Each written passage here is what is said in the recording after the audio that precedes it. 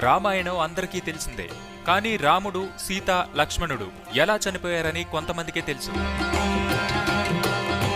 రాముడు అడవులకు వెళ్లడం, వనవాసం చేయడం, రావణుడు సీతను ఎత్తుకెళ్లడం, రాముడు రావణుణ్ణి చంపి సీతను అగ్నిప్రవేశం చేయమనడం, తరువాత రాజ్యానికి తీసుకొచ్చి ఒక చాకలి మాటలు విని సీతను మళ్లీ అడవులకు పంపించడం ఇంతవరకు అందరికీ తెలుసు. ఆ తరువాత ఏమైందంటే రాముడు తిరిగి సీతను రాజ్యానికి తీసుకొచ్చి మళ్లీ అగ్ని పరీక్ష చేయమంటాడు. దాంతో సీతాదేవి ఏడుస్తూ తన తల్లి అయిన భూదేవిని పిలిచి భూదేవి గర్భంలోకి వెళ్లిపోతుంది. అలా సీతమ్మ తనువు చాలిస్తుంది. రాముడు లవకుశలను పెంచుతాడు. ఒకరోజు యముడు ఋషివేషంలో వచ్చి రాముడికి ఇక నీ సమయం అయిపోయిందని చెప్తాడు. దాంతో రాముడు సరయూ నదిలో మునిగి ఆ దేహం వదిలి విష్ణు అవతారంలో జన్మిస్తాడు. లక్ష్మణుడు కూడా అదే నదిలో మునిగి తన నిజ రూపమైన శేషనాగు రూపంలోకి మారిపోతాడు. ఇదండి రామాయణ స్టోరీ.